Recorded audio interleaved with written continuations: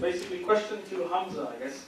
There are many people who are religious, and there are many people who believe in God, and there are many Muslims in the audience. So what? How does this then affect my behavior? What am I supposed to do next? I accept your points. So what? What's next? How does it affect my behavior? Okay, that's a very good question. I mean, when any human being adopts a certain worldview about how they see the world, how they see man, women, life, universe, it actually inevitably shapes their behavior. And the reason it does that is because our concepts that we form from a set of ideas actually makes us reflect upon things in a certain way. I give an example. As a Muslim, and this is just a subjective thing, what I'm saying, if, for example, I were to see that the majority of you were in inevitable crisis at the moment, I would, I hope, sacrifice myself to help you guys, if that meant the case, yeah? And the reason I'm doing that, because I truly objectively understand what philanthropic activity and altruism and self-sacrifice actually really mean.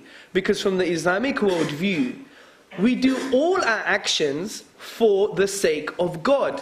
Now someone may think, well, that sounds quite bizarre. Why can't you do it for their sake? But there's a problem in that, because if you have benefit-orientated actions, then if something better comes along, then the previous connection you had could be easily discarded.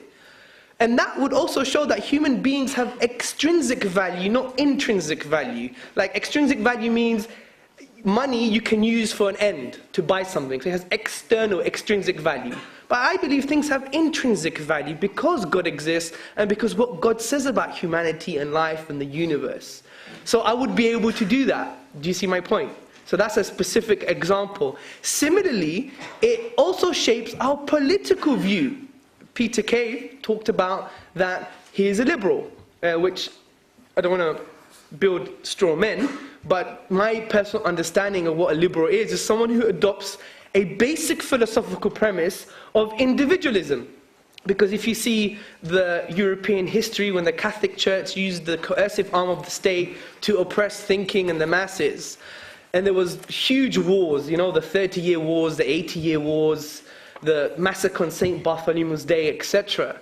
And that created an environment where thinkers had to come out and say, well, we need to develop an individualist doctrine on humanity and rights. So that's where you had the birth of individualism, which formed the premise for liberalism. Now, I disagree with that premise totally. And that's why I see crime and punishment, for example, in a more different perspective. One could call it collective plus individualistic at the same time.